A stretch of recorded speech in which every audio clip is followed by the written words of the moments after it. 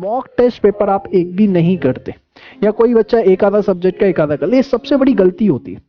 ये mock test paper करने से फायदा क्या होता है? तो एक रियल पिक्चर जो समझ में आती है ना, वो मॉक टेस्ट पेपर करने के बाद समझ में आती है, क्योंकि हमें हर सब्जेक्ट के अंदर पास होना है। ये चीज ध्यान रखिए। और कई बार एग्जाम में हमने ये देखा है कि बच्चे जो सोचते हैं ना कि मेरा ये सब्जेक्ट स्ट्रांग है, इसमें मेरे 100 में से 80 आ जाएंगे, उसमें तो उसके 40 आते हैं, और जो कहता है मेरा वीक है उसमें उसके 100 में से 80 आ जाते हैं।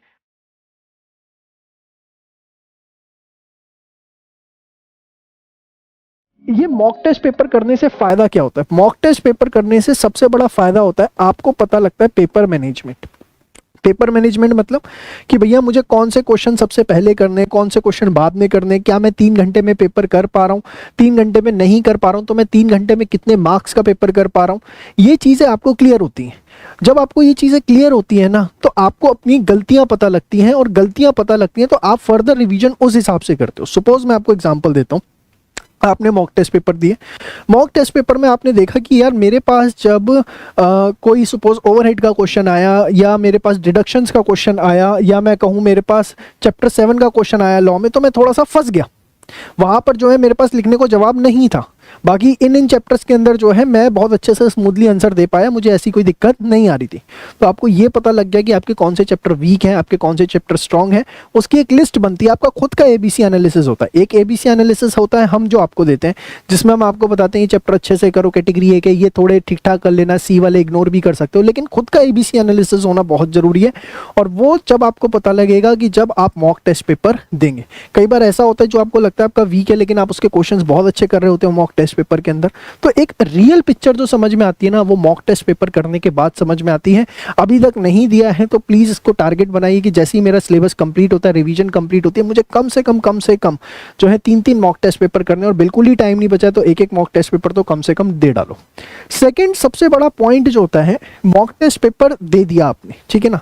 मॉक टेस्ट देने के बाद बच्चे क्या करते हैं, उसको कोशिश करते हैं कि हम सेल्फ चेक कर लें, ठीक है, या उसका कोई एनालिसिस ना करें। ये सबसे बड़ी प्रॉब्लम होती है। देखिए होता क्या है, मैं आपको छोटा सा एग्जांपल यहां पर देना चाहूंगा। बहुत छोटी छोटी ऐसी चीजें होती हैं जिसका आपको पता ही नहीं होता कि नंबर कटते हैं। जैसे अगर मैं छोटा सा एग्जांपल दूं, एक मैं आपको छोटा सा बड़ा अच्छा एग्जांपल दूंगा, ध्यान से समझिएगा इसको। एक बार क्या हुआ, मेरे स्टूडेंट थी, उसने क्या किया, डिसोल्यूशन के अंदर ये एंट्री डाल दी, सन्ड्री असेट्स इसको क्रेडिट किया, सन्ड्री लायबिलिटीज को डेबिट किया, ठीक है। इस तरीके की एक एंट्री डाली, पता नहीं XYZ जो भी अमाउंट रहा होगा, ठीक है ना। तो इस तरीके से उसने एक एंट्री डाली। अब वो लायबिलिटीज को बुक्स में से खत्म करना था, असेट्स को कुछ बुक्स में से खत्म करना था। या चलो मैं थोड़ा सा ना इसे और डिटेल में समझाता हूँ, आपको और समझ में आएगा। एग्जैक्टली जो है ना, वो डिसोल्यूशन का क्वेश्चन था। तो डिसोल्यूशन के अंदर आपको पता होगा हम असेट लायबिलिटीज को जो खत्म करते हैं, ठीक है ना। तो होता क्या है, जब हम असेट्स को खत्म कर रहे होते हैं तो एंट्री क्या डालते हैं, रियलाइजेशन अकाउंट डेबिट, ठीक है, टू, हम सारे असेट्स के नाम लिखते हैं, to building, to land, to जो भी हमें लिखना होता है। उसने क्या किया, यहाँ पे लिखा टू सन्ड्री असेट्स, और सबका टोटल मारा कि भाई ये 100 रुपये का है, ये 50 रुपये का है, ये 60 रुपये का है, और यहाँ पर क्या किया, टोटल मेंशन कर दिया। ऐसे शॉर्ट फॉर्म में पूरी एंट्री कर दी, ऐसी लायबिलिटीज की, और आगे भी उसने ऐसे शॉर्ट फॉर्म में एंट्री करी। उसके हिसाब से वो सब कुछ ठीक था। अब हुआ क्या, जब पेपर हो गए, रिजल्ट आया, तो ऑब्वियसली मार्क्स जो एक्सपेक्टेड होते हैं वो नहीं आए। एक्सपेक्टेड थे भाई 80+ आएंगे, वहां पे उन्होंने दिए 40-42। अब हुआ क्या, जब हमने शीट मंगाई तो देखा कि एग्जामिनर ने जो है ना, इसमें 16 में से 2 नंबर दे रखे थे, पता नहीं 2 भी दिए थे या नहीं दिए थे, और लिखा हुआ था शॉर्ट फॉर्म्स, इनको काट रखा था बकायदा, इस पे लिखा हुआ था शॉर्ट फॉर्म। शॉर्ट फॉर्म क्या कि सन्ड्री असेट्स को आपने क्लब करके लिख दिया, और आपने उसको इंडिविजुअली यहाँ पर नहीं लिखा, आपके नंबर कट गए, लेकिन आपको इसके बारे में नहीं पता लगेगा। तो ऐसी बहुत छोटी छोटी चीजें होती हैं, जब आपको ये किसी आप एक्सपर्ट से चेक करवाते हैं ना, तब आपको समझ में आता है कि गलतियां कहाँ हो सकती हैं। आप लोग समझते हैं कि सजेस्टेड उठाया, सजेस्टेड से उठा के हम आंसर्स मिला लें और हमारी पेपर चेकिंग कंप्लीट हो गई, तो उससे कभी आपको फाइनल रिजल्ट नहीं मिलेगा। ये मैंने बहुत छोटा सा एग्जांपल दिया। और ग्रूमिंग एजुकेशन एकेडमी ना इसी चीज़ के ऊपर सबसे ज़्यादा फोकस करती है। हम टेस्ट पेपर आपके चेक नहीं करते, सिर्फ हम आपको हर क्वेश्चन के ऊपर कमेंट करके बताते हैं कि आपके नंबर कटे हैं तो क्यों कटे। और ऐसे बहुत छोटे छोटे बारीक पॉइंट्स हैं जहाँ पर आपके नंबर कटते हैं। हमारे टीचर्स को इस पर ट्रेंड किया जाता है, उनको बताया जाता है, और वो आपके इस चीज़ पर नंबर काटते हैं और आपको लिख के बताते हैं कि भैया आपके इस चीज़ के नंबर कट रहे हैं। तो ये बहुत बड़ी चीज़ है कि अगर आप मॉक टेस्ट पेपर दे रहे हैं तो उसके बाद सेल्फ चेकिंग करें और उसका एनालिसिस करें कि मेरे नंबर जो है वो कहाँ पर कट रहे हैं। बहुत अच्छे से आती है, मुझे प्रैक्टिकल बहुत अच्छे से आता है, और उसको ना वो इग्नोर करके चल रहे होते हैं या उसको बहुत ज़्यादा फोकस कर रहे होते हैं। देखिए एक चीज़ को समझिए, आपके पास जितने भी पेपर्स हैं सबकी इक्वल वेटेज है और आपको सब पेपर्स में पास होने की ज़रूरत है। तो आप ऐसा मत करिए कि पर्सनल प्रेफरेंस थ्योरी को अपनाएं। पर्सनल प्रेफरेंस थ्योरी की ये सब्जेक्ट तो मुझे बहुत पसंद है, इसको मैं दिन में 10 में से 8 घंटे दे रहा हूँ, ये सब्जेक्ट मुझे पसंद नहीं आ रहा तो मैं इसको 2 घंटे भी नहीं दे रहा। ऐसा नहीं होना चाहिए, आपको टाइम को बांट के चलना पड़ेगा। अगर कोई सब्जेक्ट वीक है तो उसे कंपैरेटिवली ज़्यादा टाइम देना पड़ेगा, कोई सब्जेक्ट स्ट्रॉन्ग है तो उसे कंपैरेटिवली कम टाइम देना पड़ेगा, क्योंकि हमें हर सब्जेक्ट के अंदर पास होना है। ये चीज़ ध्यान रखिए। और कई बार एग्जाम में हमने ये देखा है कि बच्चे जो सोचते हैं ना कि मेरा ये सब्जेक्ट स्ट्रॉन्ग है, इसमें मेरे 100 में से 80 आ जाएंगे, उसमें तो उसके 40 आते हैं, और जो कहता है मेरा वीक है उसमें उसके 100 में से 80 आ जाते हैं। तो एक चीज़ आपको ध्यान रखनी है कि आपको पर्सनल प्रेफरेंस थ्योरी को अवॉइड करना है, जो रिक्वायरमेंट है उसके ऊपर फोकस करना है। आपको ये नहीं कि ये मेरा फेवरेट है, ये मैं इसको इग्नोर कर दूं, इसको ना पढूं, इसको पढ़ लूं, ये सब चीज़ें प्लीज़ ना करें।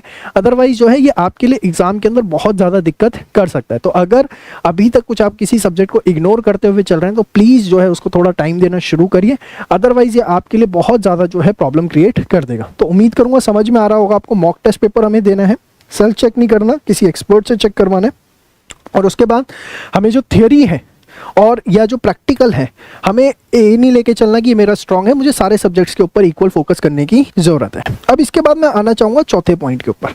चौथा पॉइंट क्या है? इर्रेगुलर रिवीजन, कि आप जो है रेगुलर रिवीजन नहीं करते। ये बहुत बड़ा पॉइंट है। ये होता क्या है बच्चों के साथ कि वो क्या करते हैं, कोर्स करने में ऑक्यूपाइड हो गए कि भैया कोर्स करे जा रहे हैं, तो पता लगा जो चैप्टर आज किया था 3 महीने तक उसको रिवाइज ही नहीं किया, तो 3 महीने बाद अचानक खोलेंगे तो आपको क्या लगेगा कि यार मेरे को तो इसमें कुछ आता ही नहीं है। तो ये चीज़ बहुत इंपॉर्टेंट है कि आप कम से कम वीकली 10 दिन 15 दिन में जो चीज़ों को है रिवाइज करते रहें, अपने नोट्स को एक बार उठा के देखें, नज़रों के आगे से भी निकाल लेंगे ना तो चीज़ें रिकॉल रहेंगी। एकदम सीधे उठा के आप इसे 3 महीने बाद देखेंगे, 4 महीने बाद देखेंगे तो आपको तकलीफ होगी। तो रेगुलर रिवीजन जो है वो बहुत ज़रूरी है। इसलिए मिस्टेक्स में मैंने लिख दिया कि सबसे बड़ी मिस्टेक होती है आपकी इर्रेगुलर रिवीजन, की आप जो है रिवीजन जो है नहीं करते। और 5वीं सबसे बड़ी मिस्टेक जो हर बच्चा करता है वो क्या करता है, ध्यान से देखिए, 100% कोर्स। कई बार बच्चे क्या करते हैं, ये सब मिस्टेक कैसे हो सकती है 100% कोर्स करना, ये बहुत बड़ी मिस्टेक होती है, ब्लंडर होता है। कई बार कुछ ऐसे सर्कमस्टांसेस कुछ बच्चों के साथ होते हैं कि वो 100% कोर्स किसी पर्टिकुलर सब्जेक्ट का पूरा नहीं कर पा रहे हैं। सपोज आपने 6 सब्जेक्ट्स बहुत अच्छे कर लिए, 2 सब्जेक्ट्स के लिए आपके पास एंड में टाइम नहीं है, आप उसको खामखा 100% कोर्स करने में लगे हुए हैं, जिससे आपका रिवीजन का टाइम जो है वो एग्जॉस्ट हो रहा है। तो आपको ये समझना पड़ेगा कि आपको हर सब्जेक्ट का 100% कोर्स करने की ज़रूरत नहीं है। अगर आपके पास टाइम नहीं, आपके पास टाइम है, बहुत अच्छी चीज़ है। आपको अगर टाइम नहीं मिल पा रहा है तो 1, 2, 3 सब्जेक्ट ऐसे आप ले सकते हो जिसमें आप सिर्फ 80% कोर्स बहुत अच्छे से करके जाओ। अगर आपने सिर्फ 80% कोर्स भी अच्छे से कर लिया तो पास होने से आपको कोई नहीं रोक सकता। हमें जो भी करना है वो 100% करना है। ये नहीं कि हम 100% तो कर लें लेकिन हर चैप्टर में से कुछ कुछ छोड़ दिया, रिवीजन नहीं करी, टेस्ट पेपर्स नहीं दिए, तो उससे आपको लग तो रहा है कि आपने सब कुछ कर लिया, लेकिन एग्जाम में जब आप जाएंगे तो नील बटा सन्नाटा होगा, 0 आउट ऑफ 0। आप समझिए इस चीज़ को। तो अगर आपको टाइम नहीं मिल पा रहा है, आपने कुछ सब्जेक्ट्स पूरे कर लिए, तो कुछ सब्जेक्ट्स को आप 80% पे भी लेके जा सकते हैं। इससे कोई आपके ओवरऑल चीज़ों पे फर्क नहीं पड़ेगा। ये बात ध्यान रखिए, जो कर लिया उसका टेस्ट देना बहुत ज़्यादा ज़रूरी है, उसको रेगुलरली रिवाइज करना बहुत ज़्यादा ज़रूरी है।